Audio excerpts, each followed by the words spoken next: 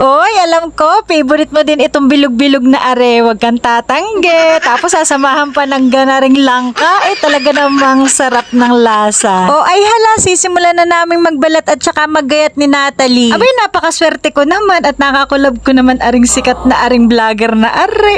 Napaka-riki. Nakakatuwa lang po at wala pa ang isang buwan talaga na monetize na agad at may dollars na nga pumapasok. Okay, nakakatuwa naman. Congratulations. Balik na nga tayo sa aking ginagawa. Ayan nga po at napaghiwa-hiwa na nga namin ang kamote. Nandito nga po kami ngayon sa kubo nga po nila Bro Nathan Raquetero at ni Madam Che. Ayan si Madam Che, katatapos nga lang niyang mag-live sa TikTok. Kaya ayan, kadadating nga lang po niya. Ang buhay talagang kailangan samahan nga ng diskarte at para nga makausad-usad sa pang-araw-araw na gastusin. Sobrang hinog na nga nito lang kaya talaga ang sarap na ng amoy at talagang masarap din itong ilagay dun sa atin nga lulutuin. Pero bago yun, ang uha nga lang muna si Bro ng panggatong. Ayan nga at sinisibak na nga din niya. Kawayan nga lang po yan kaya talaga sobrang malingas din yan. Pag talagang nagkasama nga aring dalawang magpinsan na ay grabe naman talaga at puro TikTok nga ang pinagagagawa sa buhay. Pero nakakatuwa nga po at may mga banding sila na katulad nga nito. Sinimulan na nga po namin lutuin itong sago at medyo matagal-tagal nga po itong lutuin at talaga namang matigas nga po Tanong ko nga lang po kung meron nga po kayong alam na mabibilhan sa bayan ng luto nga po na ganare. Sa baka mamaritas ko nga po hindi ko na malaya na sunog na nga po pala ang tangkay na rin ating kasirola. Ay,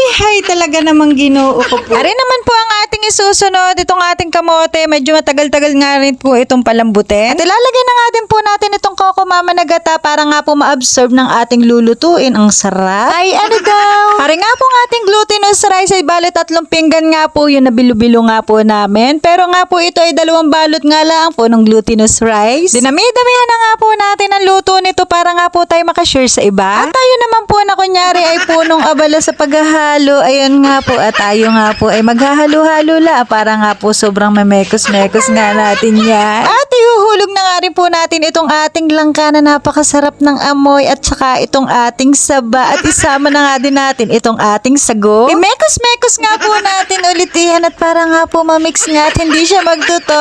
Medyo binawas-bawasan nga po namin ang gatong para nga po hindi madagdagan ang tutong. Maiba nga po, maraming salamat nga po sa lahat ng sumusuport nga po sa aking mga mini vlogs at thank you nga din po sa patuloy nga po na nagpapalo. At kung hindi ka pa nga nakapalo, abay ipalo mo na nga rin ako at nang ikay makarinig nga din na nakakarindi nga na boses ko. Ayan nga po at luto na ang ating pinaltok or bilo-bilo. Tayo po ay kakain na rin po kayo. Grabe naman talaga at sobrang nakakatakam na. Paano po? Bukas na lang po ulit. Bye!